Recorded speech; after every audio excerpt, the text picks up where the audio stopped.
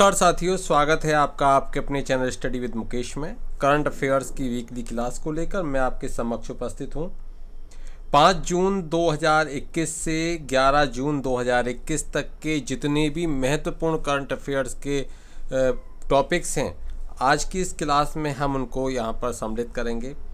Class देरी से हुई, उसकी वजह कि आज की क्लास की जो पीडीएफ थी वह रेडी नहीं कर पाया था, तो उसको तैयार करने में मुझे समय लगा। इस वजह से आज की जो 9:30 बजे की क्लास थी ये काफ़ी देर से हुई है। उसके लिए मुझे खेद है खुद कि ये क्लास इतनी देरी से हुई। तो अब आप ज़्यादा से ज़्यादा अपने फ्रेंड्स को क्लास में ज्वाइन करा दीजिए, जल्दी से जल्दी उनको लिंक शेयर कर दीजिए। यहाँ पर हम 35 प्रश्नों को रखेंगे और उन 35 प्रश्नों के अतिरिक्त 5 प्रश्नों को भी रखेंगे जो उत्तर प्रदेश से रहेंगे। तो कुल मिलाकर 40 प्रश्न आपको यहाँ पर मिलेंगे और पीडीएफ आपको हमारे टेलीग्राम लिंक यहाँ पर दिया हुआ है, टेलीग्राम चैनल है, उससे आपको ये पीडीएफ मिल जाएंगी क्लास होने के बाद में। तो शुरू करते हैं आज की इस क्लास को। सभी का स्वागत है जितने क्लास में हमारी में आए हुए हैं। विवेक चौहान, देवेंद्र जी और शिक्षक भर्ती न्यूज और जितने भी हैं सभी का मैं यहाँ पर क्लास के लिए सब आ चुके हैं। और भी जितने लोग हैं उन सबको क्लास के लिए बुला लीजिए ताकि सभी इस करंट अफेयर्स की क्लास का लाभ उठा सकें। देखिए, हमारी ये क्लास खाली करंट अफेयर की क्लास नहीं रहती है। यहाँ पर हम जो सामान्य ज्ञान से संबंधित कुछ महत्वपूर्ण जो उससे कहीं ना कहीं कनेक्टेड क्वेश्चंस हैं उनको भी हम यहाँ आपके सामने लेकर आते हैं। ऐसे टॉपिक्स हम आपके साथ में शेयर करते हैं। तो ये डिटेल्ड क्लास रहेगी, तो फटाफट से आ जाइए। सबसे पहला प्रश्न आपके सामने है। 11 जून 2021 को अनीमिया क्या होता है? जिसमें रक्त की कमी हो जाती है, शरीर में ब्लड की कमी हो जाती है, हीमोग्लोबिन कम हो जाता है। तो एनीमिया मुक्त भारत सूचकांक 2020 और 21 में कितने स्कोर के साथ मध्य प्रदेश को पहला स्थान मिला है? तो मध्य प्रदेश को पहला स्थान मिला है कितने स्कोर के साथ में? तो यहाँ पर हमें 4 विकल्प दिए हुए हैं। ऑप्शन ए है 64.1%, ऑप्शन बी है 60.1%, ऑप्शन सी है 74.1% और ऑप्शन डी है 44.1%। देखिए, आप यहाँ पर 4 ऑप्शन आपके सामने हैं और यहाँ आपको इसका सही उत्तर बताना है। देखिए, अनीमिया मुक्त भारत इंडेक्स 2020 और 21 में मध्य प्रदेश को यहाँ रिक्त स्थान है, आपको ये फिल करना है इन 4 विकल्पों में से। मैं वैसे थोड़ा सा इसके बारे में बता देता हूँ कि दूसरा स्थान उड़ीसा को मिला था, 59.3 इसका स्कोर था, और वहीं 57.1 स्कोर था हिमाचल प्रदेश का, जिसको तीसरा स्थान मिला था। सूचकांक का स्कोर कार्ड और रैंकिंग कार्यक्रम की प्रगति और प्रदर्शन के आकलन का समर्थन करने के लिए लाभार्थियों में क्या होना चाहिए? आयरन, फॉलिक एसिड की पूरकता के कवरेज जैसे मापदंडों पर यह आधारित होता है, क्योंकि हीमोग्लोबिन की कमी है, लोहित तत्व की कमी है, आयरन की कमी है, तो भी क्या होगा? तभी तो एनीमिया होगा। तो उसी ये इसके क्या है? मापदंड हैं, उन पर यह आधारित है। तो मध्य प्रदेश का आपको यहाँ पर बताना है। एनीमिया मुक्त भारत रणनीति 2018 में पूरे भारत में अनीमिया के प्रसार को कम करने के लिए शुरू की गई थी और यह Ministry of Health and Family Welfare और यूनाइटेड नेशन चिल्ड्रन फंड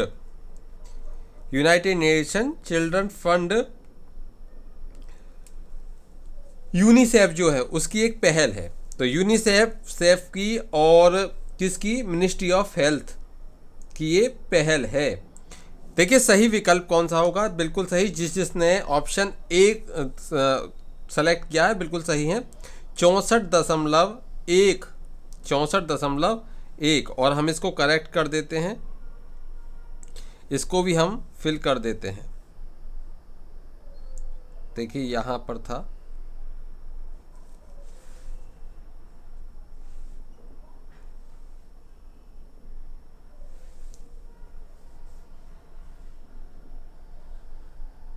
64.1 के स्कोर के साथ ये पहले स्थान पर रहा।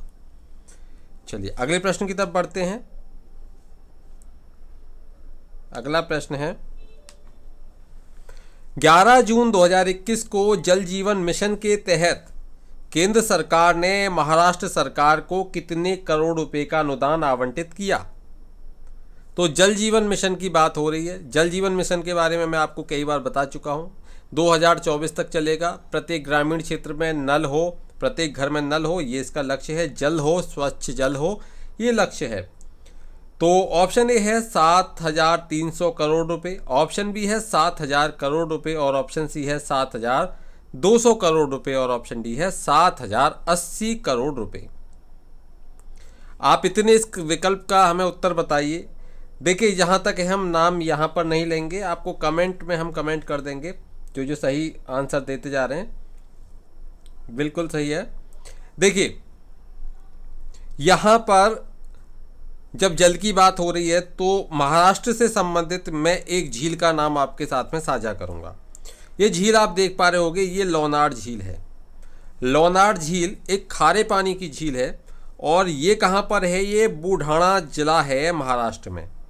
वहाँ पर ये खारे पानी की झील है और इसका जो निर्माण है ये माना जाता है कि उल्का पिंड के, क्योंकि लोनार झील है ये, तो ये कैसी है? जो उल्का पिंड के पृथ्वी से टकराने के कारण ये झील बनी है। गड्ढा हुआ उसके टकराने से और ये झील बनी। स्मिथसोनियन संस्था, संयुक्त राज्य भूगर्भ सर्वेक्षण और सागर विश्वविद्यालय और भौतिक अनुसंधान प्रयोगशाला ने इस स्थल का व्यापक अध्ययन किया है। जैविक नाइट्रोजन यौगिकीकरण इस झील में 2007 में खोजा गया था। अमेरिका में एरिजोना नामक स्थान पर आया गड्ढा 1300 मीटर व्यास और 180 मीटर गहराई वाला है। ऐसा माना जाता है कि यह उल्का शिला जो है 10 लाख टन वजन की थी। तो अब आपको यहाँ पर समझ में आ जाएगा। कभी भी लोनार झील के बारे में कोई प्रश्न आएगा तो आप खट से लगा दोगे कि वह कहाँ पर है? महाराष्ट्र में। खारे पानी की झील है। किस तरह से उल्का पिंड के टकराने से ये झील का निर्माण हुआ। क्रेटर है, क्रेटर। चलिए अगले प्रश्न की तरफ बढ़ते हैं, लेकिन इस प्रश्न का हमने उत्तर नहीं दिया है। तो इस प्रश्न का सही उत्तर है 7,000, ऑप्शन बी। अगले प्रश्न को देखते हैं। अगला प्रश्न है, 11 जून 2021 को बुक माई शो ने कोविड-19 के बीच कितने लोगों को नौकरी से निकालने का ऐलान किया? तो बुक माई शो क्या है? एक टिकट कंपनी है। कितने लोगों को इसने 11 जून 2021 को जो कोविड-19 की वजह से के बीच में नौकरी से निकालने का ऐलान किया? ऑप्शन ए 210 लोग, ऑप्शन बी 400 लोग, ऑप्शन सी 300 लोग, ऑप्शन डी 200 लोग। सही उत्तर क्या होगा? देखिए, बुक माई शो जो फाउंडेड हुई थी, बनी थी 1999 में, ये कंपनी बनी थी। और अगर हम बात करें 1999 में ये बनी थी। आशीष हेमराजानी जो इसके सीईओ हैं, हेडक्वार्टर इसका है मुंबई में, और फाउंडेड भी इसमें जो ये स्थापना करने वालों में आशीष हेमराजानी हैं और राजेश बाल पांडे और परीक्षित दर हैं। चलिए, तो यहाँ हमको अब इसका विकल्प ढूंढना है, कौन सा सही होगा। जी बिल्कुल, फटाफट से आप हमारे जो लिंक है इस लिंक को शेयर कर दीजिए। जो पिन कर रखा है ये मैसेज लिंक का, इसको शेयर कर दीजिए अपने फ्रेंड्स में ज़्यादा से ज़्यादा, ताकि हमारी इस क्लास का सभी को फ़ायदा हो सके। तो इसका सही उत्तर है 200 लोग। 200 लोगों को उसने क्या किया था? कोविड-19 की वजह से निकालने का फैसला किया था। किसने? बुक माई शो। अगला प्रश्न देखते हैं। अगला प्रश्न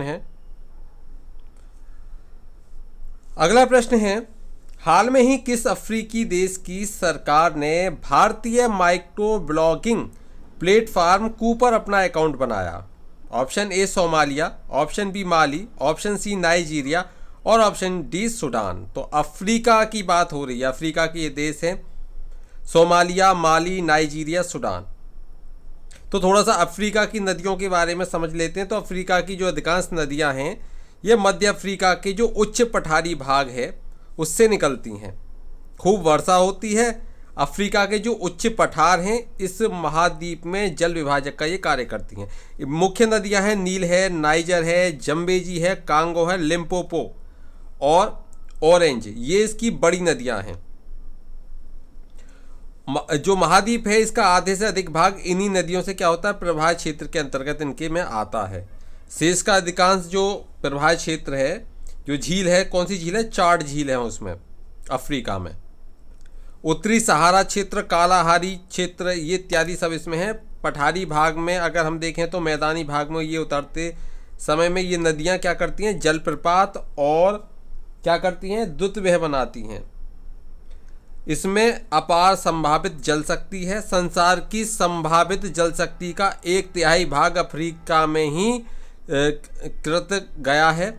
इन नदियों में उल्लेखनीय जल प्रपात जो है वो विक्टोरिया है। विक्टोरिया किस पर है, जाम्बेजी नदी पर। और स्टैनली है वो कांगो नदी पर है। और लिविंगस्टोन है वो भी कांगो नदी पर है। और नील, नाइजर, कांगो और जम्बेजी को छोड़कर अधिकांश नदी जो है वो नाव चलाने के योग्य नहीं है। तो ये योग्य है। अच्छा चलिए अब प्रश्न पर आते हैं। ये एक्स्ट्रा नॉलेज थे आपके लिए। इसका सही उत्तर है ऑप्शन सी। जिसने ऑप्शन सी सेलेक्ट किया है बिल्कुल सही, नाइजर, नाइजीरिया। अगले प्रश्न की तरफ बढ़ते हैं। अगला प्रश्न है, चलिए अगला प्रश्न है, 11 जून 2021 को भारत की ऑर्गेनिक कृषि उत्पादों के निर्यात में वर्ष 2020-21 में कितने प्रतिशत की बढ़ोतरी हुई? Option A 58%, option B 51%, option C 71% और ऑप्शन डी 61%। इस प्रश्न का सही उत्तर क्या होगा? देखिए जैविक कृषि क्या है, तो ऐसी खेती जिसमें दीर्घकालीन व स्थिर उपज प्राप्त करने के लिए जो कारखानों में निर्मित होते हैं, यूरिया वगैरह जो होते हैं, रासायनिक उर्वरक और कीटनाशक और खरपतवारनाशी तथा वृद्धि नियंत्रक का इनका ये प्रयोग ना करते हुए जीवांश युक्त खादों, जैसे केंचुए की खाद, केंचुए द्वारा जो मिट्टी खादने के बाद में जो खाद बनती है वो केंचुए की खाद, और जो पत्ती हैं उनको गला सड़ा के जो बनी हुई खाद है, इस तरह की खाद, तो मृदा एवं जो प्रदूषण को नियंत्रित कर सकें तो इस प्रकार की खाद का उपयोग करें। क्योंकि आप सभी जानते हो कि जो खाद युक्त पदार्थ खा खाकर सभी के स्वास्थ्य कहीं ना कहीं खराब होते जा रहे हैं। इसलिए अब प्रचार प्रसार किसका हुआ है अधिक? ऑर्गेनिक एग्रीकल्चर या जैविक कृषि का। तो जैविक कृषि वही है जिसमें जो कंपनी या फैक्ट्रीज में बनने वाले जो केमिकल्स हैं, जैसे खाद है, यूरिया है, इस तरह के उनका प्रयोग ना करते हुए जैविक खाद का प्रयोग किया जाए, जैविक कृषि को प्रोत्साहित किया जाए। तो भारत में वह कौन सा प्रदेश है जो पूर्णतः जैविक कृषि करने वाला प्रथम प्रदेश बना है? ये आप हमें कमेंट बॉक्स में कमेंट करेंगे। चलिए प्रश्न की तरफ आते हैं। तो इसका सही उत्तर है ऑप्शन बी 51%। अगले प्रश्न की तरफ चलते हैं। प्रश्न है,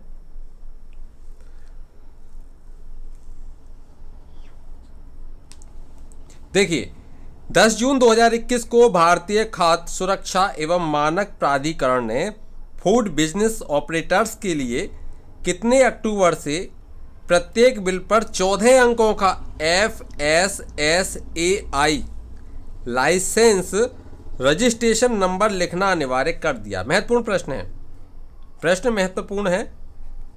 देखिए इस तरह की PDF तैयार करने के लिए समय तो लगता ही है। सारा काम जब आप अकेले करोगे तो वहाँ समय लगेगा, तो इसलिए क्लास आज की थोड़ी सी देरी से हो रही है। लेकिन आपके लिए PDF फ्री ऑफ कॉस्ट हमारे टेलीग्राम चैनल से मिलेगी, तो आप बिल्कुल भी मिस ना करें हमारे टेलीग्राम चैनल को ज्वाइन करने से। अगर ये PDF आपको फ्री ऑफ कॉस्ट चाहिए तो वहाँ से आपको ये मिल जाएगी। बाकी 2 PDF 2-2 महीने की पहले वहाँ उसमें अपलोड हो चुकी हैं, तो जो भी ज्वाइन करेगा वहाँ से उसको PDF मिल जाएंगी। इसी तरह की PDFs हैं। तो यहाँ पर अब हम FSSAI की स्थापना के बारे में समझेंगे। तो जो केंद्रीय मंत्री डॉक्टर अंबुमणि रामदास भारत सरकार के द्वारा 5 अगस्त 2011 को खाद्य सुरक्षा और मानक अधिनियम 2006 के तहत इसकी स्थापना की गई थी, जिसे वर्ष 2006 में चालू किया गया था। FSSAI में एक अध्यक्ष और 22 सदस्य होते हैं। FSSAI भोजन के लिए मानक निर्धारित करने के लिए जिम्मेदार है, ताकि निपटने के लिए एक निकाय हो और उपभोक्ताओं, व्यापारियों को स्वास्थ्य और परिवार कल्याण मंत्रालय, भारत सरकार, भारतीय खाद्य सुरक्षा और मानक प्राधिकरण का प्रशासनिक मंत्रालय है। ये भारतीय खाद्य सुरक्षा और मानक प्राधिकरण FSSAI को FSS अधिनियम 2006 के द्वारा ये प्रदत्त वैधानिक शक्तियां प्राप्त हैं। तो देखिए ये क्या है, जो हम पूरा समझ चुके हैं। अब हमको यहाँ पर प्रश्न की तरफ हम बढ़ेंगे कि कब से अनिवार्य किया है, कितने अक्टूबर से अनिवार्य किया है। लेकिन उससे पहले थोड़ा समझ लेते हैं कि इसका जो मुख्यालय है, इसका मुख्यालय नई दिल्ली में है और जो रीता तेवतिया हैं इसकी अध्यक्ष हैं, वहीं अरुण सिंघल इसके मुख्य कार्यकारी अधिकारी हैं। स्वास्थ्य और परिवार कल्याण मंत्रालय भारत सरकार के द्वारा ये इसकी मुख्य एजेंसी है। FSSAI के बारे में मैं काफ़ी कुछ बता चुका हूँ। अगर इसके मुख्यालय नई दिल्ली में है और प्राधिकरण के पास दिल्ली, गुवाहाटी, मुंबई, कोलकाता और कोचीन और चेन्नई में स्थित 6 क्षेत्रीय कार्यालय, जो इसके कार्यालय भी हैं। क्षेत्रीय कार्यालय 6 हैं, एक मुख्य है जो नई दिल्ली में है। ठीक है, तो यहाँ हम प्रश्न की तरफ वापस लौटते हैं। प्रश्न की तरफ हम वापस आते हैं और प्रश्न में क्या विकल्प सही होगा। इस प्रश्न का विकल्प सही होगा 1 अक्टूबर, ऑप्शन डी। चलिए अगले प्रश्न की तरफ बढ़ते हैं। अगला प्रश्न है 10 जून 2021 को राष्ट्रीय पुरस्कार विजेता बंगाली निर्देशक बुद्धदेव दास गुप्ता का कितने वर्ष की उम्र में निधन हो गया। ऑप्शन ए 97 वर्ष, ऑप्शन बी 87 वर्ष, ऑप्शन सी 67 वर्ष और ऑप्शन डी 77 वर्ष। देखिए इनका जो जन्म हुआ था 11 फरवरी 1944 को अनारा में हुआ था और इनकी जो मृत्यु हुई थी 10 जून 2021 को कोलकाता में हुई थी। अब आप खुद इसका उत्तर आसानी से समझ सकते हो क्या होगा। तो बिल्कुल सही 77 वर्ष, 77 वर्ष की उम्र में इनका निधन हो गया। चलिए अगले प्रश्न की तरफ चलते हैं। प्रश्न है 10 जून 2021 को नीति आयोग और पीरामल फाउंडेशन ने कितने जिलों में सुरक्षित हम सुरक्षित तुम नाम से अभियान की शुरुआत की। महत्वपूर्ण प्रश्न है। ऑप्शन ए 132 जिले, ऑप्शन बी 112 जिले, ऑप्शन सी 110 जिले, ऑप्शन डी 102 जिले। देखिए हाल ही में नीति आयोग और पीरामल फाउंडेशन ने आकांक्षी जिलों, किसमें, आकांक्षी जिलों में सुरक्षित हम सुरक्षित तुम अभियान शुरू किया।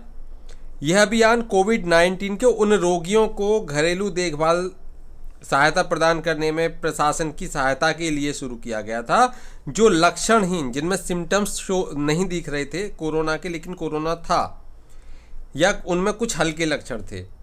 इनमें से अधिकांश जो जिले थे वह झारखंड, छत्तीसगढ़, उड़ीसा और महाराष्ट्र में से थे। देखिए जो नीति आयोग है, नीति आयोग पहले योजना आयोग था, लेकिन जुलाई 2015 इसको जो मतलब 2015 में इसको क्या किया गया, ये नीति आयोग बन गया। अब दोनों में क्या अंतर है नीति आयोग और योजना आयोग में। तो ये जो योजना आयोग था इसने एक संवैधानिक निकाय के रूप में कार्य किया था।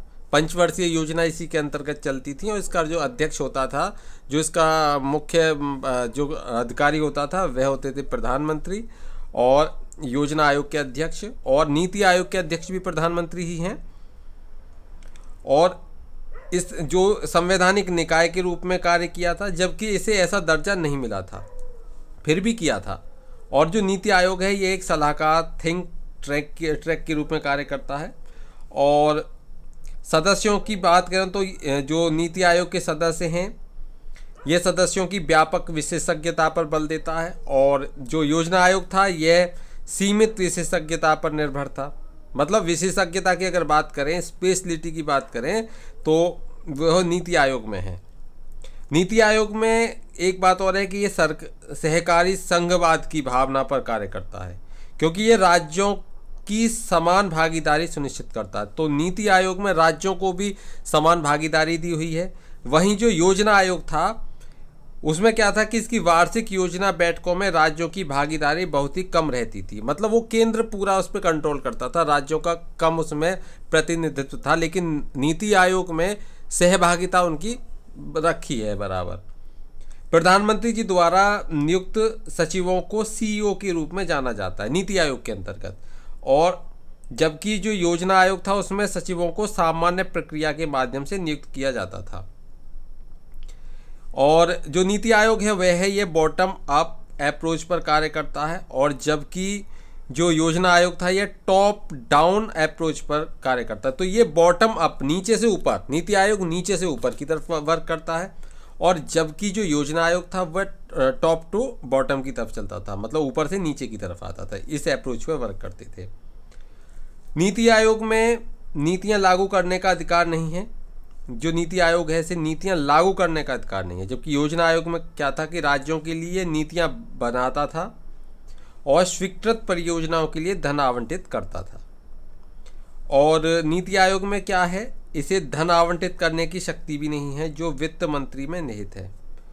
जबकि योजना आयोग में क्या था, इसे मंत्रालयों और राज्य सरकारों को धन आवंटित करने की शक्तियां प्राप्त थी।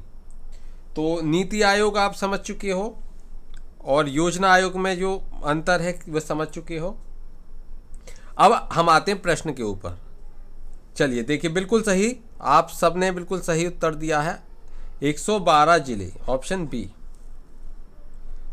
अगले प्रश्न की तरफ हम बढ़ेंगे। अब 10 जून 2021 को संघ लोक सेवा आयोग ने सिविल सेवा परीक्षा 2020 के लिए कितने अगस्त से साक्षात्कार शुरू किए जाने की घोषणा की? ऑप्शन ए 22 अगस्त, ऑप्शन बी 12 अगस्त, ऑप्शन सी 2 अगस्त, ऑप्शन डी 21 अगस्त। तो यूपीएससी योजना आयोग तो सिविल सर्विसेज के लिए परीक्षाएं कराता है। ली आयोग की सिफारिश भी हुई थी इसमें। तो कब से, इसका थोड़ी सी इसकी हिस्ट्री को देख लेते हैं, इसके बारे में थोड़ी सी जानकारी ले लेते हैं। इतने आप सही उत्तर का चयन कीजिए, इतने और थोड़ी सी जानकारी हम ले लेते हैं। देखिए, संघ लोक सेवा आयोग भारत के संविधान द्वारा स्थापित एक संवैधानिक निकाय है जो भारत सरकार के लोक सेवा के पदाधिकारियों की नियुक्ति के लिए परीक्षाओं का संचालन करता है। संविधान के भाग 14 के अंतर्गत अनुच्छेद 315 से 323 में एक संघीय लोक सेवा आयोग और राज्यों के लिए राज्य लोक सेवा आयोग के गठन का प्रावधान है। बात करें तो यूपीएससी जो है इसका संक्षेप में नाम है, और स्थापना इसकी 1 अक्टूबर 1926 को हुई थी। 95 वर्ष पहले, 95 वर्ष इसको हो चुके हैं यूपीएससी को। और जो धौलपुर हाउस है शाहजहां रोड नई दिल्ली में, वहाँ इसका ऑफिस है, और अध्यक्ष प्रदीप कुमार जोशी इसके अध्यक्ष हैं। तो ये इतनी जानकारी है इसके बारे में। अब हम आते हैं प्रश्न के ऊपर। तो कितने अगस्त से ये साक्षात्कार शुरू किए जाने की इसने घोषणा की है? तो सही उत्तर है इसका 2 अगस्त। तो जिसका 2 अगस्त है बिल्कुल करेक्ट है, और जिनका नहीं है वो इनकरेक्ट है, अपने आप को करेक्ट कर सकते हैं। चलिए अगले प्रश्न की तरफ बढ़ते हैं। प्रश्न है 10 जून 2021 को भारत सरकार द्वारा पद्म पुरस्कार, जो पद्म पुरस्कार हैं, इन पुरस्कारों के लिए नामांकन की अंतिम तारीख कितने सितंबर कर दी गई? ऑप्शन ए 10 सितंबर, ऑप्शन बी 15 सितंबर, ऑप्शन सी 25 सितंबर, ऑप्शन डी 18 सितंबर। देखिए, जो पद्म पुरस्कार हैं ये भारत के सर्वोच्च नागरिक पुरस्कारों में से एक हैं। ये पुरस्कार विभिन्न क्षेत्रों जैसे कला, समाज सेवा, लोक कार्य, विज्ञान और इंजीनियरिंग, व्यापार और उद्योग, चिकित्सा, साहित्य और शिक्षा, खेलकूद, सिविल सेवा इत्यादि के संबंध में प्रदान किए जाते हैं। उनमें वो विशिष्ट कार्य के लिए प्रदान किए जाते हैं। ये पुरस्कार प्रत्येक वर्ष गणतंत्र दिवस के अवसर पर उद्घोषित किए जाते हैं तथा सामान्यतः मार्च या अप्रैल के माह में राष्ट्रपति भवन में आयोजित किए जाने वाले जो सम्मान समारोह हैं उनमें भारत के राष्ट्रपति द्वारा इनको प्रदान किया जाता है। पद्म पुरस्कार की 3 श्रेणियां हैं, पद्म विभूषण, पद्म भूषण और पद्मश्री। जो पद्म विभूषण है ये असाधारण और विशिष्ट सेवा के लिए दिया जाता है, वहीं पद्म भूषण उत्कृष्ट कोटि की विशिष्ट सेवा के लिए दिया जाता है और पद्मश्री किसी भी क्षेत्र में विशिष्ट सेवा के फलस्वरूप ये प्रदान किया जाता है। तो प्रश्न पर आते हैं, किसको क्या मिला? ये पूरी पीडीएफ में इंफॉर्मेशन है, किसको कौन सा पुरस्कार मिला है। बिल्कुल सही 15 सितंबर जी, 15 सितंबर बिल्कुल सही, ऑप्शन बी। तो महत्वपूर्ण प्रश्न बनेगा, लेकिन ये नहीं पुरस्कार किसको क्या मिला है। तो चलिए आगे बढ़ते हैं, थोड़ा सा देख लेते हैं किसको क्या मिला है पुरस्कार। देखिए यहाँ पर पूरी लिस्ट हमने तैयार कर रखी है, ये आप लिस्ट देख सकते हो। इसमें जो पद्म विभूषण मिला है 7 लोगों को मिला है, वहीं पद्म भूषण 10 लोगों को मिला है। तो और बाकी ये पूरी लिस्ट है। पद्मश्री 102 लोगों को मिला है। तो पूरी लिस्ट है, जब आप पीडीएफ लोगे तो ये पूरी लिस्ट आपको मिल जाएगी। चलिए अगले प्रश्न की तरफ बढ़ते हैं। अगला प्रश्न है, 9 जून 2021 को अमेरिकी राष्ट्रपति जॉन बाइडेन के तकनीकी सलाहकार टिम वू ने बिटकॉइन में कितने लाख डॉलर का निवेश किया? Option A 10 lakh dollar, option B 17 lakh dollar, option C 15 lakh dollar और ऑप्शन डी 25 लाख डॉलर। देखिए बिटकॉइन ये क्या है? क्रिप्टो करेंसी है। बिटकॉइन क्या है? Crypto currency. तो थोड़ा सा हम क्रिप्टो करेंसी के बारे में, आप विकल्प देख लीजिए, हम क्रिप्टो करेंसी के बारे में थोड़ा डिटेल में समझ लेते हैं। देखिए क्रिप्टो मुद्रा या क्रिप्टो एक डिजिटल संपत्ति है जिसे एक्सचेंज के माध्यम के रूप में काम करने के लिए डिजाइन किया गया है, जिसमें व्यक्तिगत सिक्का स्वामित्व रिकॉर्ड को एक कंप्यूटरीकृत डेटाबेस के रूप में मौजूदा जो बही खाता है उसके रूप में संग्रहित किया जाता है। सब कुछ ऑनलाइन, सब कुछ डिजिटल फॉर्म में, जो क्रिप्टो करेंसी के रूप में मजबूत क्रिप्टोग्राफी का उपयोग करके सुरक्षित रिकॉर्ड को नियंत्रित करता है। अतिरिक्त सिक्कों का निर्माण और सिक्कों के स्वामित्व के हस्तांतरण की पुष्टि करना यह आमतौर पर भौतिक रूप से मौजूद नहीं होता। आप इसको फिजिकली नहीं ले सकते। सब कुछ ये क्या होगा? डिजिटल होगा। डिजिटली एक लेजर होगी, उसी में सब कुछ संग्रहित होगा, उसी में सब कुछ होगा। जैसे पेपर मनी होता है हाथ पर, जैसे आपके नोट हैं, इस तरह से नहीं होता। और एक ये क्या होता है? केंद्रीकृत डिजिटल मुद्रा होती है। डिजिटल मॉनेटरी है, मुद्रा है।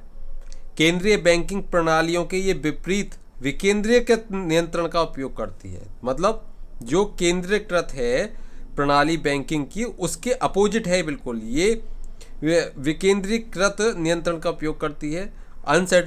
सेंट्रलाइज्ड है ये।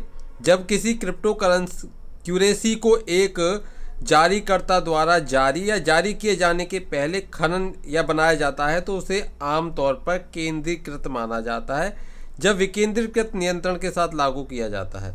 तो क्रिप्टो करेंसी एक लेजर तकनीक के माध्यम से काम करती है, आमतौर पर ब्लॉकचेन, जो एक सार्वजनिक वित्तीय लेन देन डेटाबेस के रूप में कार्य करता है। चलिए अब बात करते हैं बिटकॉइन। तो जो बिटकॉइन है इसे पहली बार 2009 में ओपन सोर्स सॉफ्टवेयर के रूप में जारी किया गया था। पहला विकेंद्रीकृत क्रिप्टो करेंसी है। बिटकॉइन के आने के बाद अन्य क्रिप्टो करेंसी भी बनाई गई। तो ये बिटकॉइन है। अब हम बिटकॉइन की बात कर रहे हैं, तो चलिए बिटकॉइन को बताइए आप कितने, जो इनके सलाहकार हैं अमेरिका के जो राष्ट्रपति हैं, वर्तमान राष्ट्रपति जॉन बाइडेन, इनके तकनीकी सलाहकार हैं टिम वू ने बिटकॉइन के कितने लाख डॉलर का निवेश किया है? सही उत्तर क्या होगा इस प्रश्न के लिए? 15 लाख। बिल्कुल सही। चलिए अगले प्रश्न की तरफ बढ़ेंगे। प्रश्न है 9 जून 2021 को न्यूयॉर्क में नीलामी के दौरान 1933 का $20 का सोने का दुर्लभ सिक्का कितने करोड़ में बिका? Option A 130 crore, option B 238 crore, option C 138 crore, option D 108 crore. सही उत्तर क्या होगा इस प्रश्न के लिए? देखिए, न्यूयॉर्क की बात हो रही है तो न्यूयॉर्क कहाँ पर है? यूएसए में। और न्यूयॉर्क सिटी में एक झील की हम बात करेंगे जो सरनेक झील है। ये न्यूयॉर्क की एक झील है, फेमस झील है न्यूयॉर्क की, बड़ी झीलों में से आती है एक। तो अगर आए प्रश्न कि ये सरनेक झील कहाँ पर है तो उसका उत्तर होगा न्यूयॉर्क। क्योंकि न्यूयॉर्क की बात हो रही है तो थोड़ा झील के बारे में हम यहाँ की जानकारी दे देते हैं। देखिए सही उत्तर क्या होगा इस प्रश्न के लिए? 138 करोड़, ऑप्शन सी। तो बिल्कुल सही, जिसने 138 किया है। अगला प्रश्न है 9 जून 2021 को विश्व बैंक ने 2021-22 के लिए भारत की जीडीपी वृद्धि दर का अनुमान 10.1% से घटाकर कितने प्रतिशत कर दिया है 2021-22 के लिए? महत्वपूर्ण प्रश्न है ये। Option A 6.3, option B 9.3, option C 4.3%, option D 8.3%। बिल्कुल सही, सही उत्तर ऑप्शन डी है 8.3%। चलिए प्रश्न है हाल में ही भारत ने अपने पड़ोसी देश नेपाल को कितने मीट्रिक टन मूंगफली निर्यात की? Option A 19 metric ton, option B 24 metric ton, option C 44 metric ton, option D 20 metric ton. सही उत्तर बताइए जल्दी से। चलिए, नेपाल कहाँ पर है? उत्तर प्रदेश के ऊपर है बिल्कुल नेपाल। और आप यहाँ देख पा रहे होंगे हमारे ये, अगर हम इस मैप को देखें, देखिए अगर हम इस मैप को देखें तो इस मैप में आप देखिए यहाँ पर ये उत्तर प्रदेश है, ये उत्तर प्रदेश है। और उत्तर प्रदेश के ऊपर ये वाइट है, ये पूरा क्या है? नेपाल। नेपाल की राजधानी काठमांडू। तो काठमांडू नेपाल की राजधानी है। प्रधानमंत्री के खड़ंग प्रसाद शर्मा हैं। और देखिए यहाँ पर हम ये देखते हैं कि उत्तर प्रदेश के कितने राज्य हैं जो नेपाल से सीमा जोड़ते हैं। तो देखिए नेपाल से एक ये जो क्या उत्तराखंड, ये उत्तर प्रदेश 2, बिहार 3 और पश्चिम बंगाल 4 और सिक्किम 5।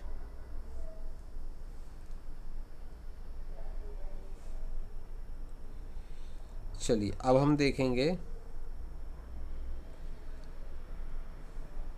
कुछ थोड़ी सी और देख लेते हैं। यहाँ के लोगों को नेपाली गोरखली कहा जाता है। राष्ट्रपति विद्या देवी भंडारी हैं इसके। और खड़ग प्रसाद शर्मा ओली यहाँ के प्रधानमंत्री हैं। एकीकरण हुआ था इसका 21 दिसंबर 1768 को।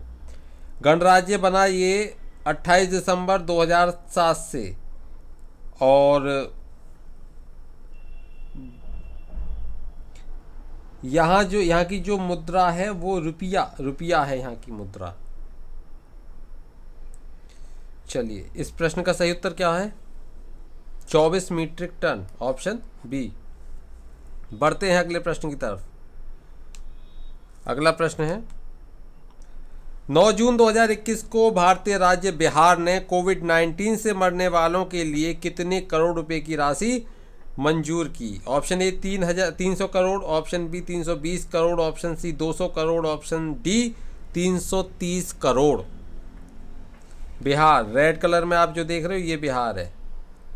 वही बिहार है जहाँ पर नालंदा विश्वविद्यालय, विक्रमशिला विश्वविद्यालय, नालंदा विश्वविद्यालय, विक्रमशिला विश्वविद्यालय ये जो थे, विक्रमशिला विश्वविद्यालय किसने बनवाया था? तो धर्मपाल। तो धर्मपाल जो थे ये गोपाल थे वो पाल वंश के संस्थापक थे गोपाल। और उन्हीं के वंशज थे जो धर्मपाल थे, ये भी पाल वंश के ही थे। और इन्होंने विक्रमशिला विश्वविद्यालय बनवाया था। अब विक्रमशिला विश्वविद्यालय और नालंदा विश्वविद्यालय, इन दोनों को जो बख्तियार खिलजी था, बख्तियार खिलजी ने इनका क्या किया था, इनका विध्वंस कर दिया था। चलिए तो हम यहाँ पर आते हैं बिहार। चलिए थोड़ी सी बिहार के बारे में जानकारी और ले लेते हैं।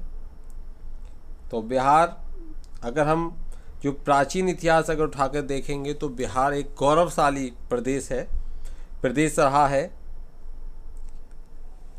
मगध साम्राज्य बिहार के अंदर ही आता था। तो देखिए 22 मार्च 1912 में इसकी स्थापना हुई। 26 जनवरी 1950 को ये राज्य बना। पटना इसकी राजधानी हुई जो पाटलिपुत्र थी। पाटलिपुत्र की स्थापना किसने की थी? उदयन ने। उदयन थे, उन्होंने जो पाटलिपुत्र की क्या की थी? स्थापना की थी। और सबसे बड़ा इनका नगर जो है वो पटना ही है। जिले 38 हैं। और राज्यपाल हैं, जो बिहार के राज्यपाल हैं फगुन चौहान। और मुख्यमंत्री हैं नीतीश कुमार, जनता दल यूनाइटेड के। उप मुख्यमंत्री हैं रेणु देवी। और यहाँ जो काउंसिल है, जो विधान परिषद है, उसमें 75 सीट है। वहीं विधानसभा में 243 सीट हैं। पार्लियामेंट की बात करें तो राज्यसभा के लिए 16 सीट है, वहीं लोकसभा के लिए 40 सीट हैं जो बिहार से आती हैं। चलिए अब आ जाते हैं वापस हम अपने प्रश्न के ऊपर। तो 300 करोड़, हमारा उत्तर क्या है? 300 करोड़, ऑप्शन ए बिल्कुल सही है। बढ़ेंगे अगले प्रश्न की तरफ। अगला प्रश्न है 8 जून 2021 को टाटा डिजिटल ने फिटनेस स्टार्टअप क्योर.फिट में करीब कितने करोड़ के निवेश का ऐलान किया? ऑप्शन ए 450 करोड़ रुपए, ऑप्शन बी 350 करोड़ रुपए, ऑप्शन सी 550 करोड़ रुपए और ऑप्शन डी 500 करोड़ रुपए। सही उत्तर क्या होगा? बिल्कुल सही। चलिए 2-4 कम से कम उत्तर दीजिए। बिल्कुल सही। अगले प्रश्न की तरफ बढ़ते हैं। प्रश्न है 8 जून 2021 को भारतीय खाद्य निगम ने FCI ने प्रधानमंत्री गरीब कल्याण अन्न योजना के तहत राज्यों और केंद्र शासित प्रदेशों को कितने लाख टन अनाज निःशुल्क उपलब्ध कराया है? Option A 79 lakh ton, option B 69 lakh ton, option C 60 lakh ton, option D 65 lakh ton. देखिए भारतीय खाद्य निगम, Food Corporation of India, FCI जिसको हम कहते हैं, ये FCI एक गवर्नमेंट का कॉरपोरेशन है जिस पे गवर्नमेंट का अधिकार है।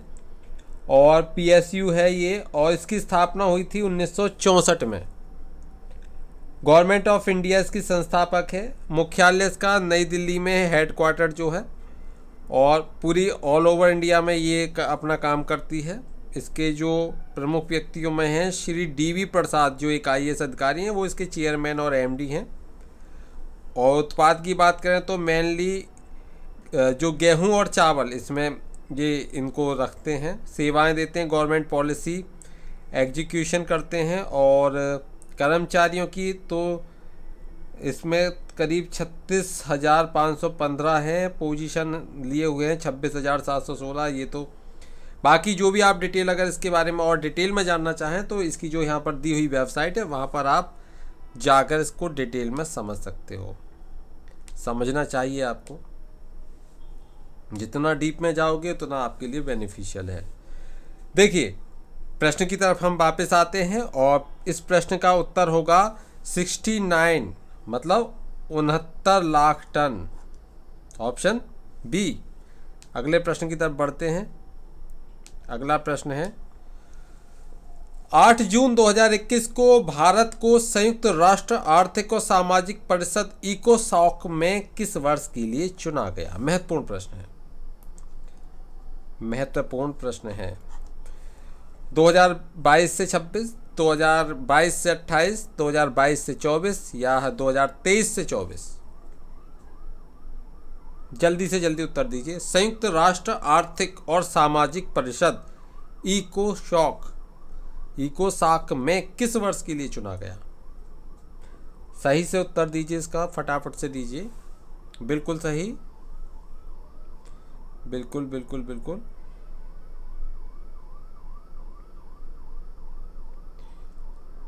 सही उत्तर क्या है? 2022 से 24।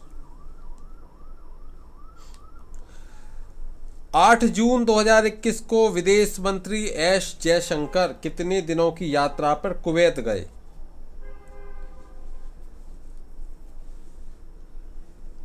ऑप्शन ए 3 दिन, ऑप्शन बी 5 दिन, ऑप्शन सी 2 दिन, ऑप्शन डी 7 दिन। सही उत्तर क्या होगा इस प्रश्न के लिए? इस प्रश्न का सही उत्तर होगा 3 दिन। ये कुवैत है, आप देख लीजिए, कुवैत है। हमने पिक्चर लगा रखी है कुवैत को, आप देख लीजिए कैसा है कुवैत, जहां आपके विदेश मंत्री, जो हमारे विदेश मंत्री एस जयशंकर कितने दिन की? 3 दिन की यात्रा पर 8 जून 2021 को गए थे। कुवैत में क्या चलता है? कुवैती दीनार यहाँ की मुद्रा है। चलिए अगला प्रश्न है। 8 जून 2021 को भाजपा के वरिष्ठ नेता श्री CM उड़ासी का किस वर्ष की उम्र में निधन हो गया? 85 वर्ष, 67 वर्ष, 80 वर्ष या 75 वर्ष? बिल्कुल 85 वर्ष, बिल्कुल सही है। सभी को नमस्कार, सभी का स्वागत है जितने हमारे ऑनलाइन हमारी इस क्लास को देख रहे हैं। सभी से एक रिक्वेस्ट भी है कि ज़्यादा से ज़्यादा अपने फ्रेंड्स में शेयर करते रहें, क्योंकि काफ़ी कम लोग हैं। आप देखिए हम कितनी मेहनत करके आपके लिए तैयार कर रहे हैं, लेकिन आप फिर भी शेयर नहीं कर रहे। आप शेयर कीजिए, फटाफट से शेयर कीजिए। 7 जून 2021 को अमेरिका ने ताइवान को कितनी कोविड-19 वैक्सीन की डोज दी? अमेरिका ने दी ताइवान को, तो कितनी दी? 7,50,000 डोज या 7 लाख डोज या 6,50,000 डोज या 7,20,000 डोज? देखिए, ताइवान की जो मुद्रा है वह नया ताइवान डॉलर है। यहाँ की सरकार की बात करें तो एकात्मक अर्ध राष्ट्रपति लोकतांत्रिक गणराज्य है। राष्ट्रपति हैं तसाई इंग वेन और उपाध्यक्ष हैं लाई चिंग ले, और इसके प्रीमियर होते हैं इसमें कोई तो सू तसेंग चांग, और विधायी युआन राष्ट्रपति हैं यू शई कुनो, और युआन राष्ट्रपति को नियंत्रित जो करते हैं वो हैं चेन चू, और न्यायिक युआन राष्ट्रपति हैं सू तजोंग ली। और बाकी आप देख लीजिए। यहाँ की राष्ट्रपति ताइपे है और सबसे बड़ा शहर है न्यू ताइपे। ताइवान की बात कर रहे हैं हम। आधिकारिक भाषाएं यहाँ की जो मानक है वो चीनी भाषा है, मंदारिन जो लैंग्वेज भाषा है वो चीन की भाषा है, मंदारिन। चलिए आते हैं प्रश्न के ऊपर। तो 7,50,000 डोज अमेरिका ने दी ताइवान को कोविड-19 वैक्सीन की। चलिए अगले प्रश्न की तरफ हम बढ़ते हैं। अगला प्रश्न है, 7 जून 2021 को विश्व बैंक ने भारत के MSME क्षेत्र के लिए कितने करोड़ डॉलर की सहायता का ऐलान किया? MSME micro small and medium enterprises, इससे संबंधित बहुत प्रश्न परीक्षाओं में मिलते हैं, और अधिकतर ये होता है कि जो माइक्रो है या लघु है, मतलब जो माइक्रो है, स्मॉल है या मीडियम है, उनकी रेंज से संबंधित क्वेश्चंस आ जाते हैं। चलिए 4 विकल्पों को देखते हैं। $40 करोड़ या 50 करोड़ डॉलर या 55 करोड़ डॉलर या 30 करोड़ डॉलर। देखिए, जो सूक्ष्म लघु एवं मध्य उद्योग है वे उद्योग होते हैं जिनमें काम करने वालों की संख्या एक सीमा से कम होती है तथा उनका वार्षिक उत्पादन भी एक सीमा के अंदर रहता है। भारत सरकार ने सूक्ष्म लघु एवं मध्यम जो विकास अधिनियम 2006 2006 के आधार पर अधिनियमित इसको किया था, जिसके अनुसार सूक्ष्म, लघु एवं मध्यम उद्यमों की परिभाषा उन उद्योगों में प्लांट एवं मशीनरी में जो निवेश है उसके अनुसार निर्धारित होती है। जो मशीनरी प्लांट वगैरह खरीदते हैं उसके आधार पर निर्धारित होती है कि ये कौन सा होगा, लघु होगा, सूक्ष्म होगा, मध्यम होगा। किंतु 7 अप्रैल 2018 से नई परिभाषा लागू है, जिसे प्रधानमंत्री की अध्यक्षता वाली कैबिनेट कमेटी की बैठक में अंतिम रूप दिया गया था। और इस परिवर्तन के बाद अब प्लांट और मशीनरी में, जो प्लांट और मशीनरी है, प्लांट और मशीनरी में निवेश की जगह अब टर्नओवर के आधार पर एमएसएमईज में वर्गीकरण किया जाएगा। चलिए, ये तो एक कॉमन बात हो गई। अब जरा हम ये देख लेते हैं कि आखिर इनका जो रेंज है क्या है। तो विनिर्माण क्षेत्र के आधार पर देखें तो किसी वस्तु के निर्माण अथवा उत्पादन या प्रसंस्करण अथवा परिरक्षण करने वाले उद्यम इस श्रेणी में शामिल किए जाते हैं। किसमें? जो विनिर्माण क्षेत्र है। सूक्ष्म उद्योग इसके लिए वार्षिक टर्नओवर जिनका 5 करोड़ से कम हो, 5 करोड़ से कम हो, वो सूक्ष्म में आ गए। और लघु उद्योग में वो आ जाते हैं जिनका वार्षिक टर्नओवर 5 करोड़ से अधिक लेकिन 75 करोड़ के बीच में हो, मतलब 75 से नीचे और 5 करोड़ से ऊपर, वो हो गए। कौन से हो गए? वो हो गए इसमें लघु। और जो मध्यम हो गए वो उनका क्या हो गया? 75 करोड़ से तो ऊपर हो लेकिन 250 करोड़ से नीचे हो, मतलब 250 करोड़ तक हो। अगर सेवा क्षेत्र की बात करें तो सेवा क्षेत्र में क्या होगा? सूक्ष्म उद्योग के लिए वार्षिक टर्नओवर 5 करोड़ से कम, लघु उद्योग के लिए वार्षिक टर्नओवर 5 करोड़ से वही 75 करोड़, और जो मध्यम है, मध्यम के लिए 75 करोड़ से 250 करोड़ के बीच में हो। तो अब आपको रेंज क्लियर हो गई।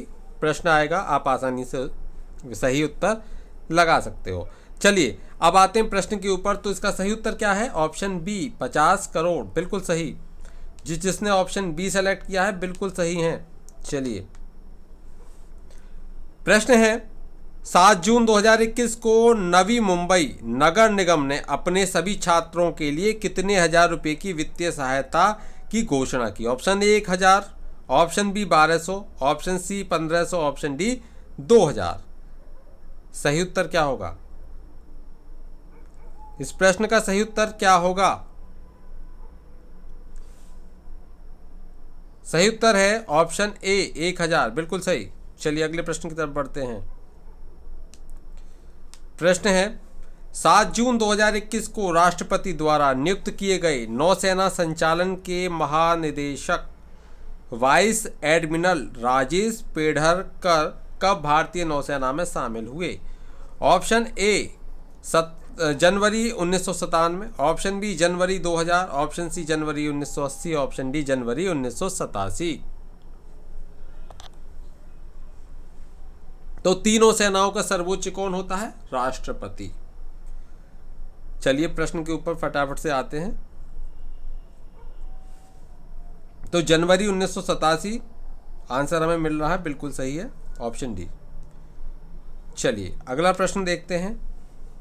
7 जून 2021 को झारखंड उच्च न्यायालय द्वारा संयुक्त सिविल सेवा प्रतियोगी परीक्षा रद्द करने के बाद कितने उम्मीदवारों की दावेदारी अयोग्य माना जाएगा? Option A 320, option B 426, option C 326, option D 306। देखिए महत्वपूर्ण प्रश्न है। और दूसरी बात आपको यहाँ हमें एक कमेंट बॉक्स में कमेंट करनी है कि झारखंड के वर्तमान मुख्यमंत्री कौन है। झारखंड जो बिहार से अलग होकर बना था वह राज्य झारखंड है। देखिए झारखंड के बारे में थोड़ा सा अगर हम देखें तो झारखंड के उद्योगों के बारे में अगर देखना एक परीक्षा की दृष्टि से काफ़ी महत्वपूर्ण है। सार्वजनिक क्षेत्र का बोकारो स्टील प्लांट झारखंड में, जमशेदपुर में जो निजी क्षेत्र की Tata iron and steel company है जिसको टिस्को है वह भी झारखंड में है। अन्य प्रमुख उद्योगों की बात करें तो Tata engineering and locomotive company Telco जो है वह भी झारखंड में है। टिमकेन इंडिया लिमिटेड जमशेदपुर में है और भारत कुकिंग लिमिटेड धनबाद में है। खिलाड़ी सीमेंट फैक्ट्री ये पलामू में है। पलामू भी, ये जितने हैं सब कहाँ पर है? झारखंड में है। पलामू, धनबाद, जमशेदपुर सब झारखंड में है। और इनमें ये जो फैक्ट्रीज हैं, जो उद्योग हैं, उनके बारे में यहाँ बता रहा हूँ।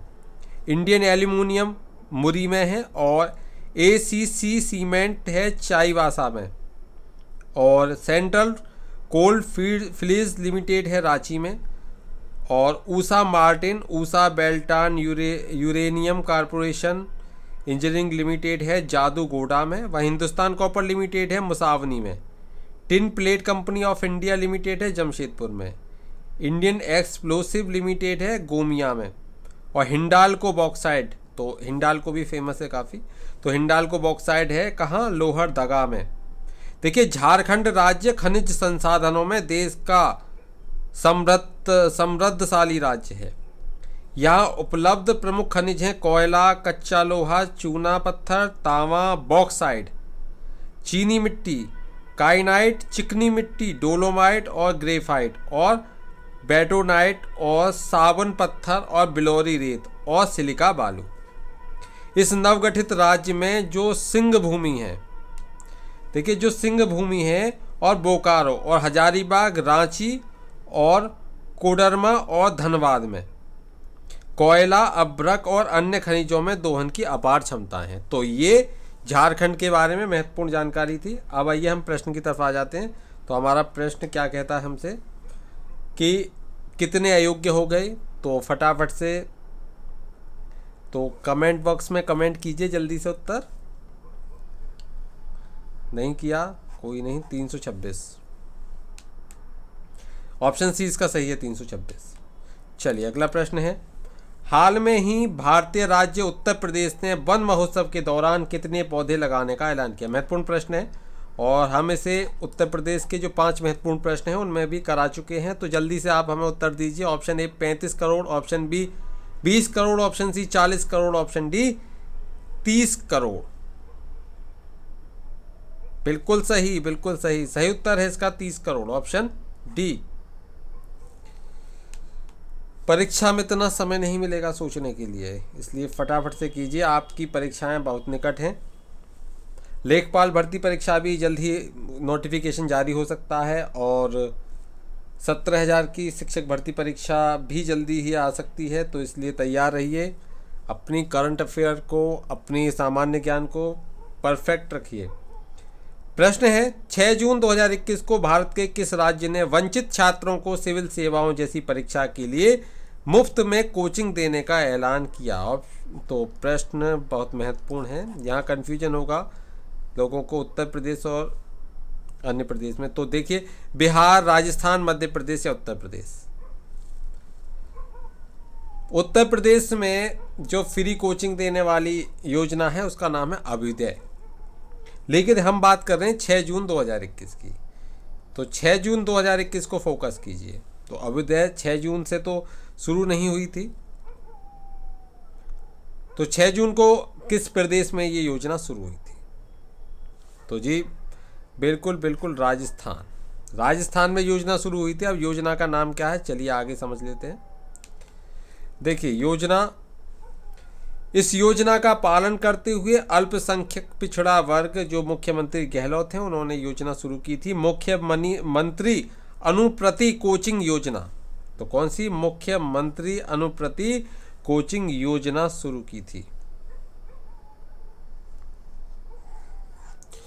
इसके अंतर्गत क्या है कि जो अल्पसंख्यक हैं, पिछड़ा वर्ग है, अति पिछड़ा वर्ग है, अनुसूचित जाति है और जनजाति, और अन्य पिछड़ा वर्ग के जो मेधावी छात्र हैं, जिनको कोचिंग प्राप्त करने के लिए ये सहायता प्रदान करती है। इसके तहत जिन विद्यार्थियों के परिवार की वार्षिक आय 8 लाख रुपए से कम होगी और जिनके माता पिता मैट्रिक्स लेवल 11 तक का वेतन ले रहे हैं, वे सभी इसी योजना के पात्र होंगे। आर्थिक रूप से कमजोर विद्यार्थियों के लिए वरदान के से ये काम कम नहीं है। तो चलिए, ये राजस्थान की है। चलिए अगला प्रश्न देखते हैं। 6 जून 2021 को भारतीय राज्य उत्तर प्रदेश ने श्रमिकों को कितने लाख का स्वास्थ्य बीमा कवर देने का ऐलान किया? महत्वपूर्ण है। चलिए, option A 8 lakh, option B 5 lakh, option C 9 lakh, option D 4 lakh. बिल्कुल सही, बिल्कुल सही। 8 लाख इसका उत्तर बिल्कुल सही है। चलिए अगले प्रश्न की तरफ बढ़ते हैं। नहीं, 5 लाख, माफ़ कीजिए, 5 लाख इसका बिल्कुल सही है। अगला प्रश्न है, 6 जून 2021 को जमाकर्ताओं के अनुसार विदेशी निवेशकों ने जून के केवल 4 सत्रों में भारत के इक्विटी बाजारों में लगभग कितने हजार करोड़ रुपए का निवेश किया? विदेशी निवेशकों ने, तो विदेशी निवेशक कितना कर गए, महत्वपूर्ण रहेगा। 5,000 करोड़, 3,000 करोड़, 9,000 करोड़ या 8,000 करोड़? बिल्कुल सही, 8,000 करोड़, ऑप्शन डी। अगला प्रश्न देखते हैं, 6 जून 2021 को कौन सा देश बिटकॉइन से लीगल ट्रेड करने वाला पहला देश बना? महत्वपूर्ण प्रश्न है। पहला देश जो बिटकॉइन से, बिटकॉइन के बारे में बता चुका हूं, क्रिप्टो करेंसी है जो हाथ में नहीं होती, केंद्रीकृत पर आधारित नहीं होकर विकेंद्रीकरण पर आधारित होती है। और ये क्या होती है, एक नॉन फिजिकल मॉनेटरी है, जैसे पेपर मनी होता है उसकी तरह नहीं होती, नॉन फिजिकल मॉनेटरी है ये। तो बिटकॉइन को जो लीगल ट्रेड करने वाला पहला देश कौन सा बना? ब्राजील, रूस, अल सल्वाडोर या अमेरिका?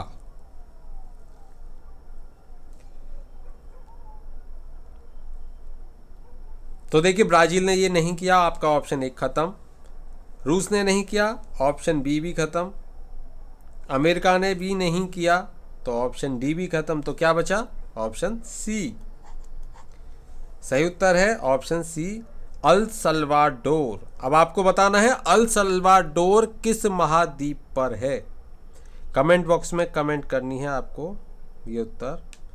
चलिए अगला प्रश्न है, 5 जून 2021 को कोरोना के कारण किस फॉर्मूला 1 ग्रांड फिनाले रद्द कर दी गई? तो ऑप्शन ए है सिंगापुर फार्मूला, ऑप्शन बी तुर्की फार्मूला, ऑप्शन सी चीन फार्मूला या ऑप्शन डी अमेरिका फार्मूला? सही उत्तर है बिल्कुल सही, ऑप्शन ए। प्रश्न है, 5 जून 2021 को वर्ल्ड ग्रुप के कार्यकारी निदेशक अंकुर भाटिया का किस उम्र में कार्डियक अरेस्ट से के चलते निधन हो गया? देखिए, कार्डियक अरेस्ट बहुत हुए हैं इस कोरोना टाइम में, जो कोविड के समय में ये, क्योंकि क्लॉटिंग वाला जो सिस्टम है वो बहुत हुआ है, तो इस वजह से। ऑप्शन ए 58 वर्ष, ऑप्शन बी 40 वर्ष, ऑप्शन सी 48 वर्ष, ऑप्शन डी 38 वर्ष? बिल्कुल सही है, 48 वर्ष की उम्र में इनका निधन हो गया। कितनी कम उम्र। चलिए अगला प्रश्न है, 5 जून 2021 को बेंगलुरु के केम्पेगौड़ा अंतर्राष्ट्रीय हवाई अड्डा ने 2021-22 में कितने लाख यूनिट ऊर्जा की बचत की? महत्वपूर्ण। अच्छा, ये बेंगलुरु कहाँ की राजधानी है? तो ये कर्नाटक की राजधानी है।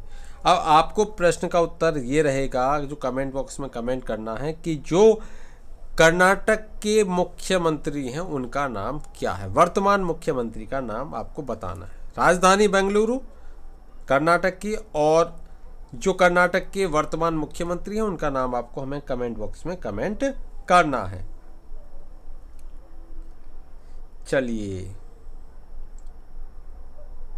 जी, बिल्कुल, शिक्षक भर्ती न्यूज, बिल्कुल, धन्यवाद। देखिए, 22 लाख बिल्कुल सही उत्तर है। अगला प्रश्न है, 5 जून 2021 को भारतीय राज्य उत्तराखंड ने कितने स्वास्थ्य केंद्र स्थापित करने का ऐलान किया? Option A 451, option B 351, option C 401, option D 472? महत्वपूर्ण। उत्तराखंड की राजधानी क्या है? देहरादून और गैंडसैंड, 2 राजधानी उत्तराखंड की।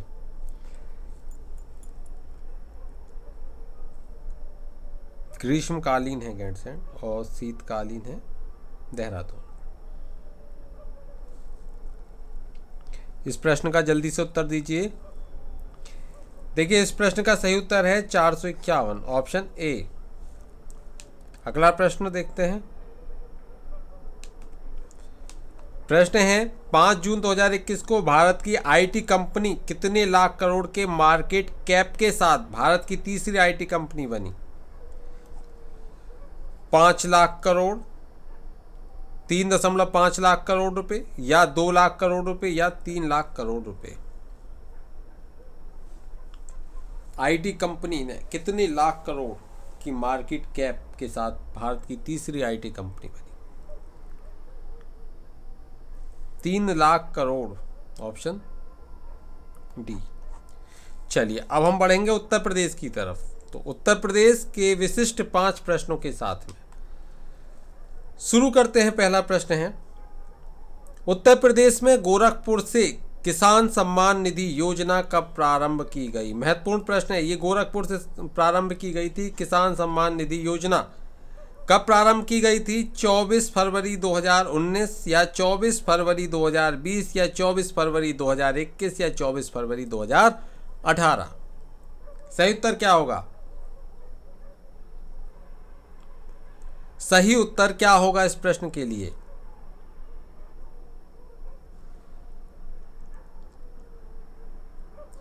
इस प्रश्न का सही उत्तर क्या होगा?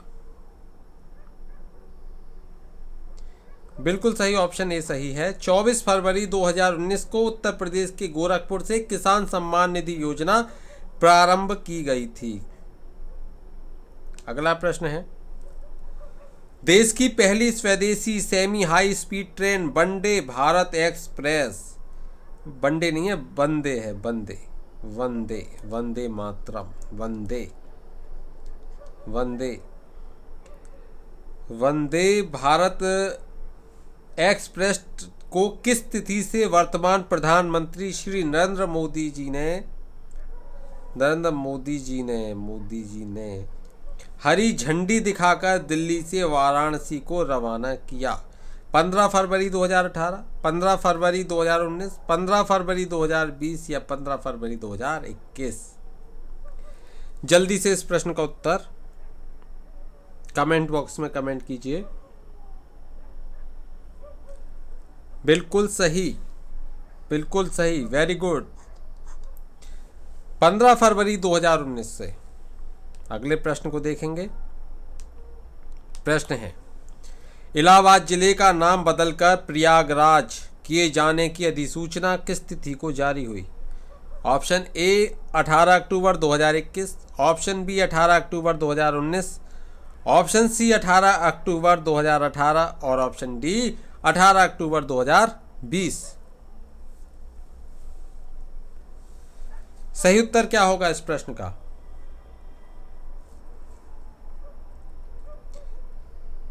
जी बिल्कुल सही, बिल्कुल सही। तो जितने भी ऑप्शन सी सेलेक्ट कर रहे हैं 18 अक्टूबर 2018 बिल्कुल सही हैं। ऑप्शन सी करेक्ट है इस प्रश्न का आंसर। चलिए, अगला प्रश्न, प्रदेश की पहली कॉमर्शियल कोर्ट किस जिले में जुलाई 2018 में खोली गई? महत्वपूर्ण प्रश्न। Option A Aligarh, option B Unnao, option C Agra, option D Kanpur? तो सही उत्तर इसका क्या होगा? जल्दी से जल्दी बताइए, सही उत्तर इसका क्या होगा?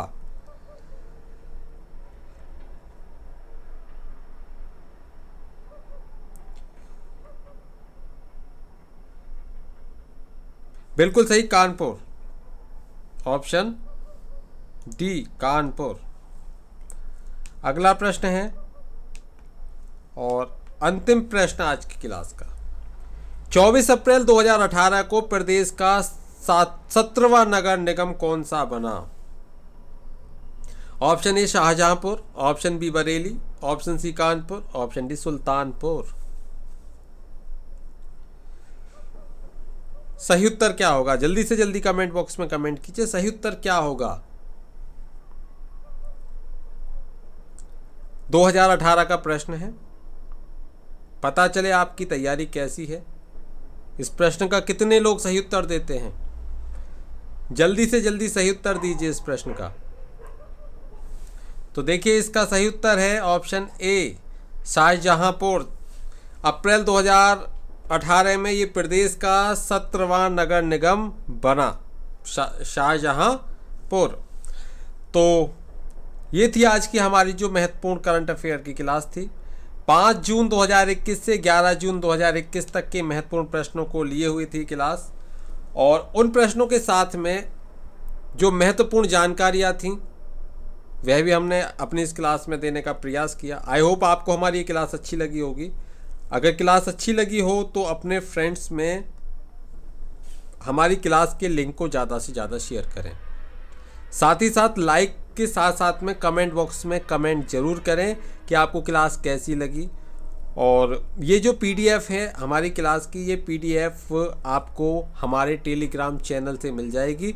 मैंने स्टार्टिंग में ही जो अपनी क्लास शुरू की थी तभी मैंने जो टेलीग्राम लिंक है वह दे दिया है, तो आप टेलीग्राम से जुड़ सकते हो, और मैं डिस्क्रिप्शन बॉक्स में भी टेलीग्राम लिंक दे दूंगा। तो आप टेलीग्राम से जुड़ जाइए, टेलीग्राम चैनल से हमारे से जुड़ जाइए, और आपको जितनी भी पूरा इसकी पीडीएफ है वह सब आपको मिल जाएंगी। फ्री ऑफ कॉस्ट हम प्रोवाइड करा रहे हैं आप सभी के लिए। लेखपाल भर्ती के लिए ये उपयोगी हैं, और जितने भी कॉम्पिटिटिव एग्जाम्स हैं जहाँ पर भी करंट अफेयर से रिलेटेड कोई भी क्वेश्चन आपको मिलेगा वहाँ पर हमारी ये पीडीएफ्स आपके लिए बहुत ही हेल्पफुल होगी, हमारी क्लास आपके लिए हेल्पफुल होगी।